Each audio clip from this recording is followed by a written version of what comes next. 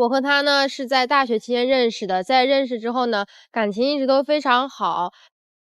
从他去年毕业之后，就感觉是他变了一个人一样，开始没有理我，一天到晚连一个短信都没有。每次我问他的时候，他总说他的工作压力大，非常的忙。我想知道是什么样的一个情况让他成了这样。他忙的话，连理都不会理我一下。如果说再这样下去的话，我觉得已经没有办法再继续走下去了。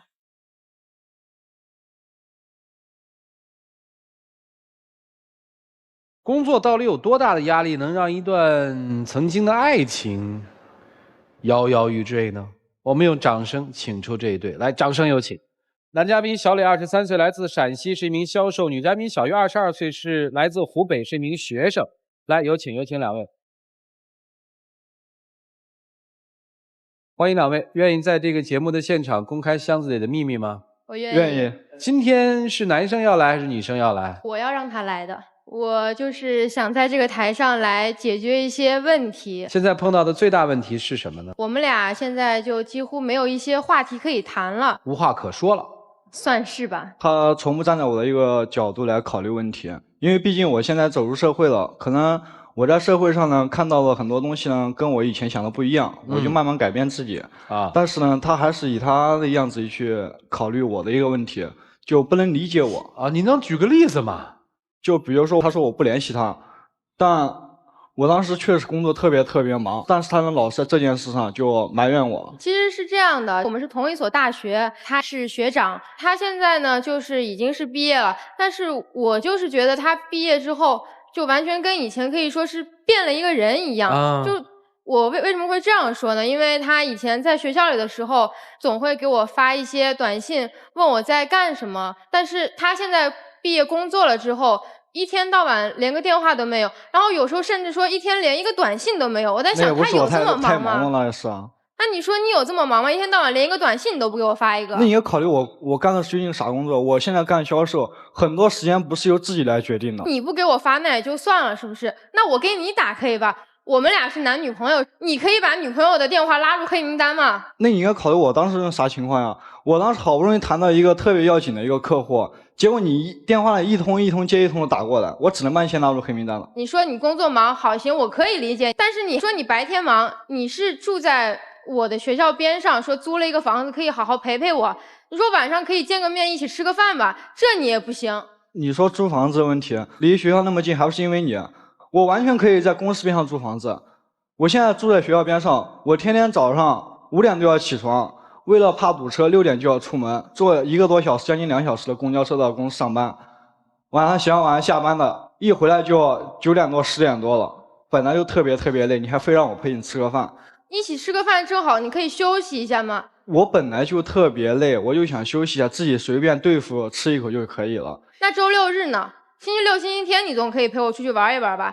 你还是那个态度，本来脸就长，你还摆一个死脸色，你给谁看呢？那我1个星期天天围着客户转，天天给客户陪笑脸，那我总有一个烦恼的事吧？有什么烦心事儿，你可以跟我说一说，一句话不说，一张死人脸，那谁看着谁开心啦？我工作上的事本来就特别烦，现在工作刚刚起步。那你一直提你工作烦，你累。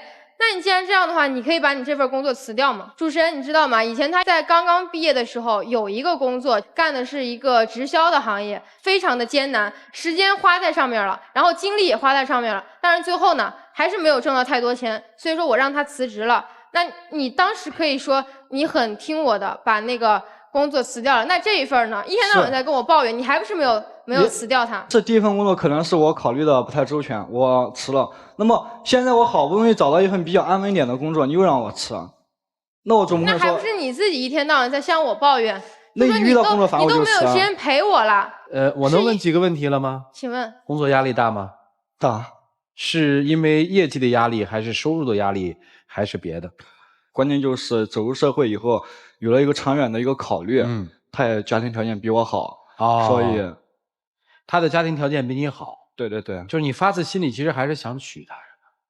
曾经现在特别犹豫，可能以前想的就是以后他跟我在一块呀，不能让他吃苦呀，不能让他咋的。但是现在呢，走入社会，好多事情呢也不是自己来想的那样。我就现在发现，如果看我现在的那份工作的话，靠个2、3千块钱工资的话很难，或者要在很远的时间才能达到那个目标。而且呢，我带你回过家，你还记得不？我知道呀。带你回家去之后呢，我妈真的很不满意。你妈妈当时对我不是感觉挺好的吗？而且你亲戚也很热情啊，又有什么不满意的？对你客气呢，只是把你当客人。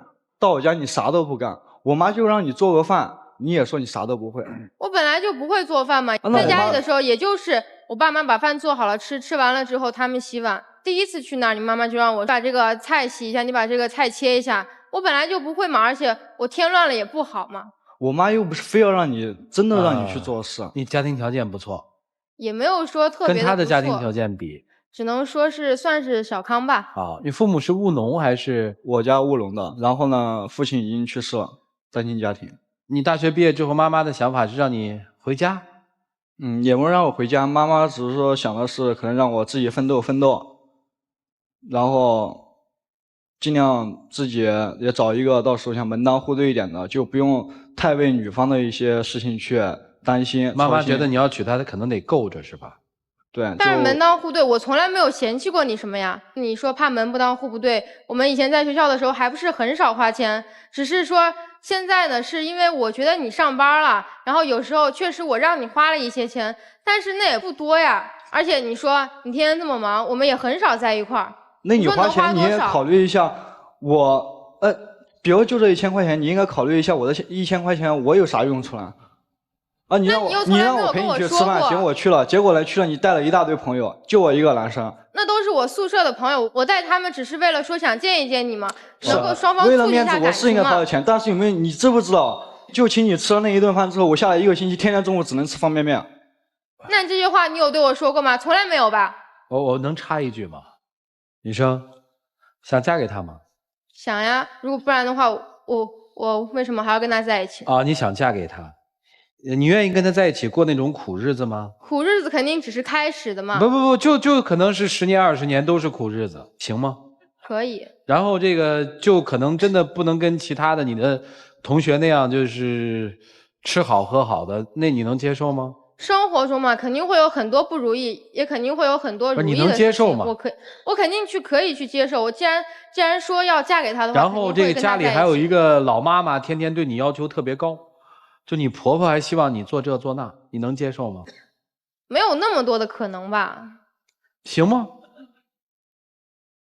可以。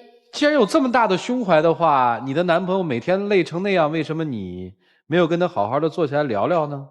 我也想跟他聊啊。那你告诉我他为什么不愿意跟你聊？他说他太累。我相信他在外面一定跟别人聊，是吧？总得有知己跟你聊吧？基本上都是我朋友。对呀，你看肯定有吗？人再累，能累到不说话的程度，那是不想跟你说。好了，问你几个问题，是真的发现步入社会之后，才会觉得这个爱是有压力的爱，对吧？对。你相信他是爱你的吗？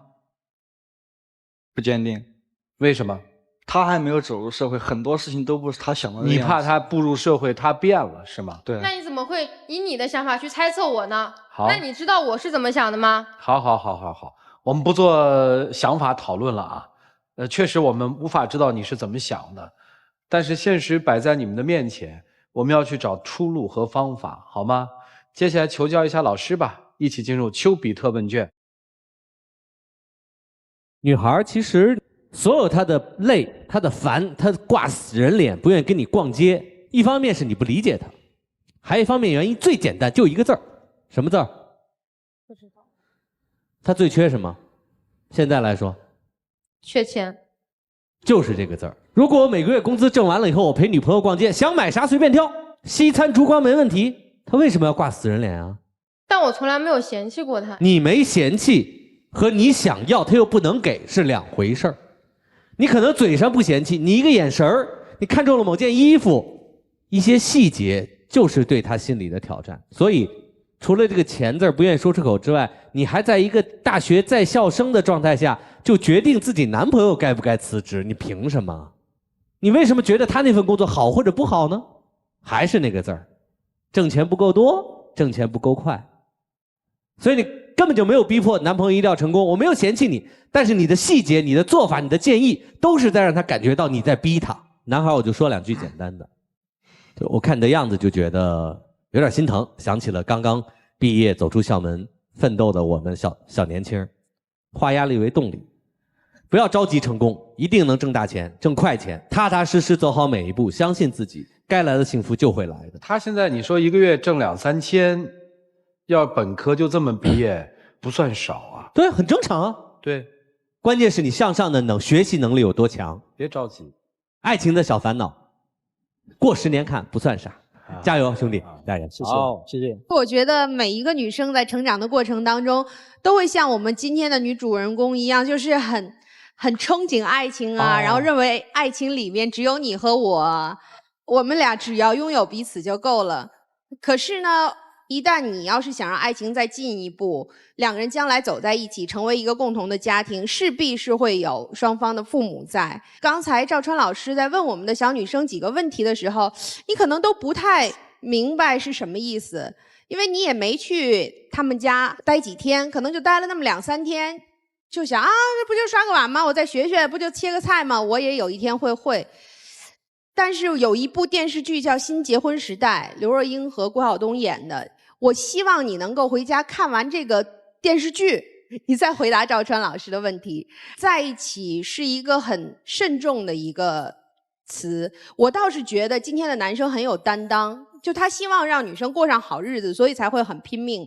但是现在的压力有点过大，我觉得大到你自己都快崩溃了，是不是？你女朋友一给你打电话，你都紧张，所以你都给他直接拉黑了。我觉得如果要是有这么大压力的话，可能心里也会不幸福。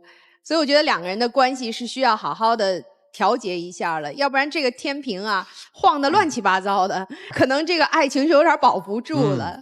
所以我觉得是希望2个人都能慎重的再考虑一下，而且需要调节一下自己心里的那个平衡感，然后希望他能够平衡。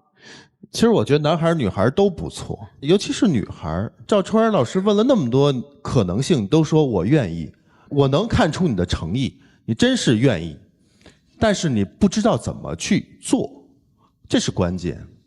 你之所以不知道怎么去做，是因为你的生长环境跟你的男朋友是完全不一样。你要觉得工作忙，咱不做了。你想要什么生日礼物，你就得送给我，你不会考虑对方，考虑那个价位对于对方来说是否能承受。你还活在你的童话里，那种小浪漫、小感动，你对爱情的憧憬是有的，但是当从你嘴里说出我愿意的时候，没有人能够去信，因为你现在还太小，因为你根本就不知道怎么去做才能让对方去信。要让对方信，不是说出来，是做出来的。你做的种种的事情都是让他觉得你不可能愿意跟我同甘共苦的，你不可能吃掉了那份苦的，因为你根本就不可能理解我。你一味的觉得自己这样就已经够爱了，我根本就不嫌弃你，不嫌弃你的收入，不嫌弃你的家庭，其实你做的就是在嫌弃。而你做的最嫌弃他的事儿，最让他不能忍受的就是你嫌弃他的努力。他那么努力的一份工作，让你轻而易举的就给辞掉了，你根本看不到他的努力，你还活在自己的世界里，你不懂得如何去爱他，你不知道什么是给他压力，什么是给他爱。而男孩，我倒觉得这里你的问题挺大的，你也嫌弃，你嫌弃自己。你如果不嫌弃自己，干嘛要死要面子活受罪呢？如果这个小女生她不懂事儿，她要了一份很昂贵的礼物，你可以跟她说呀，我1个月才2、3千，我要做这些做那些，我要做那些，还剩下没多少钱了，我要为我们以后要奋斗的，我们这礼物是可以不要的。你做了吗？在她学校附近租房是她提出来的，没错，但是你负担得起吗？而你这些负担不起的事情你做了，但是她没得到好处。即使你租的房子离他近，但是你的心离他会非常远，你甚至于不愿跟他见面。那租那么近的房子有任何意义吗？钱花了，事儿没办，情也没有表达，你撑什么呢？你嫌弃的不就自己现在你配不上他吗？你为什么要嫌弃自己这些微薄的收入呢？这是今后吗？这只是一个过程而已。挺直了自己的腰板，我们挣多少钱就过多少钱的日子。他不懂事儿，他不知道，你告诉他，你得给机会让他知道。你不给啊，你不给机会啊。人家从来没有做过饭，到你们家人不懂啊，人是还学生呢。你可以跟他说啊，你要包容啊。你没有，你记恨在心呐。你觉得自己的母亲觉得咱们高攀不上他，你就产生了拒绝。你为什么不能跟你的母亲去说呢？她的经历跟咱们不一样，她不懂事儿。如果你真的爱她，你会包容她这些缺点。她一个劲儿给你打电话，为什么？你真是忙到就一个电话都不能接吗？我是你客户，跟你交谈，出去接个电话都不行吗？不可能啊！一定要给人挂个电话，甚至于把他加到黑名单，你太伤人了，你做的真不合适。所以不要嫌弃自己，自然就会坦荡的面对他人，好不好？谢谢老师。真话要是只说一半，就是弥天大谎。我认为你们就说了一半。这句真话的前半句就是女方一直在说的口头禅，我又不嫌弃你。后半句是什么呢？我又不嫌弃你，这就不错了。是有这后半句的。你们之前就是因为我又不嫌弃你才在一起的吗？女生是真不嫌弃你吗？而男生很感恩于这种不嫌弃吗？家庭条件那么好，漂漂亮亮这么多人追，我居然追上了，我多感恩呢。但是在接下来的相处过程当中，你大概听出了后半句，这就不错了。你还要我付出什么？还要我心疼你吗？还要我理解你吗？我能够让你追，答应你，这就不错了。我都不嫌弃你。我说句实在话，你说你哪里知道疼人？就因为在学校边上租房子能陪你多待会儿，他每天要倒2趟车嘛。他刚刚出入社会，工资不高嘛，家庭生活贫寒嘛，他还要陪着你逛这逛那，还要买得起一些你喜欢的东西，还要为你和你的朋友买单嘛，你怎么就不知道心疼人呢？所以关键问题就是在于，你把所谓的不嫌弃他当成了莫大的恩赐，当成了你最大的付出，所以你才会不心疼他。而男生呢，我觉得曲伟这点说得很对。你好感恩于他不嫌弃你啊，这不是男女朋友之间本来就是应该的吗？爱情本来就是平等的吗？你屁颠屁颠的感觉到好像碰上了一大恩人一样，他都不嫌弃我，你看，所以我应该毫无原则的陪着他玩，他说干嘛就干嘛。现在陪不了了吧？现在觉得自己的脊梁要压弯了吧？所以要反抗了吧？所以说，当这真话只说前半句我又不嫌弃你的时候，你们已经陷入了爱情的一种不平等。如果再加上后半句，那就不错了，这就不是爱情了。我觉得真的要是爱情的话，彼此之间一个要有自尊，一个要学会去心疼对方，为对方着想，就这样。都年轻，路还长着呢，现实已经摆在你们的面前了。要做一些什么，你们自己去想，然后把自己的真心话表达给对方来听。接下来我们一起进入柔顺拉芳黄金60秒。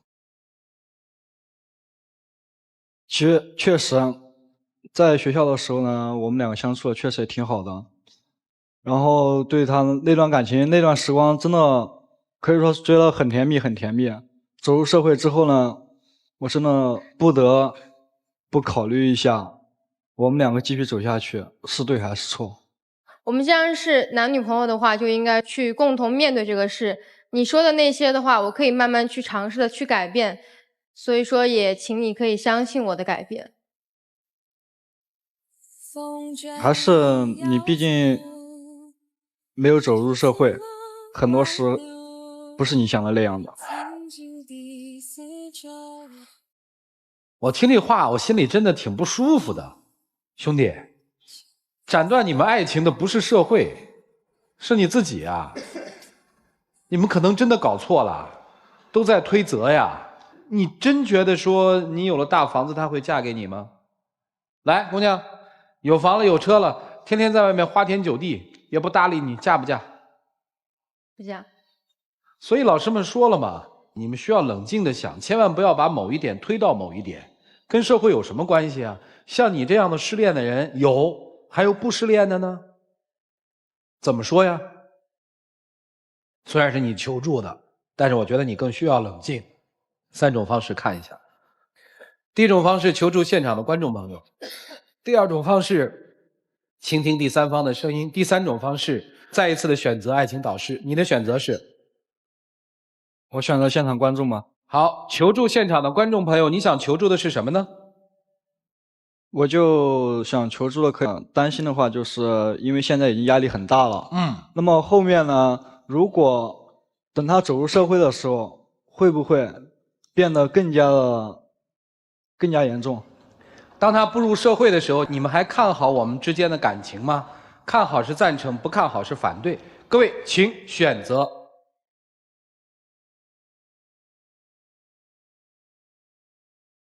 现场有35%的观众朋友看好，还有65%的朋友不看好，听听大家的意见，好吧？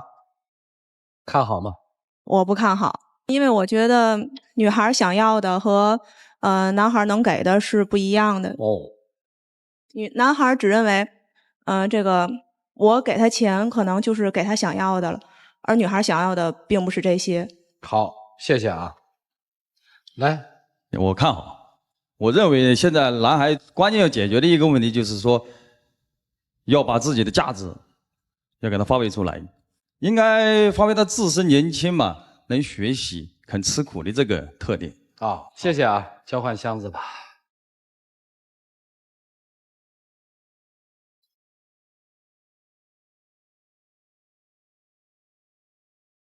两位请回，谢谢你们。请关门。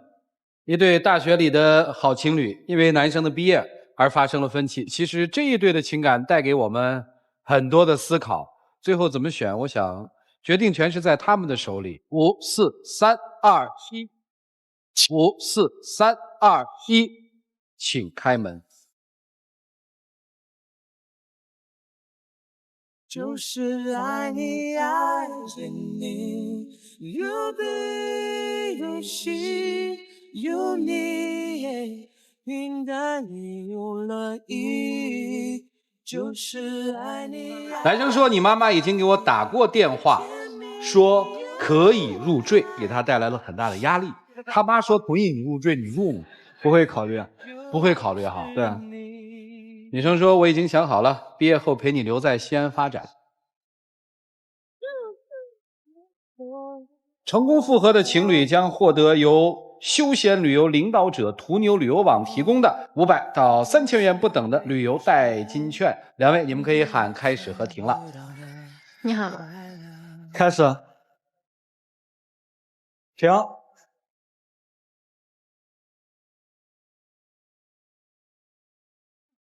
今儿过节是吗？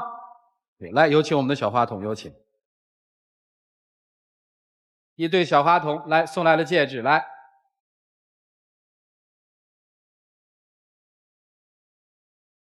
那接下来我们就见证你们的浪漫时刻吧。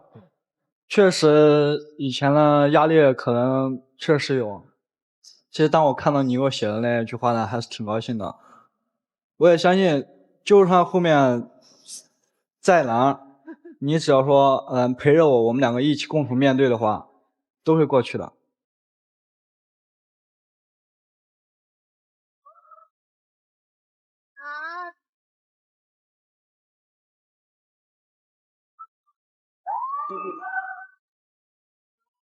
谢谢。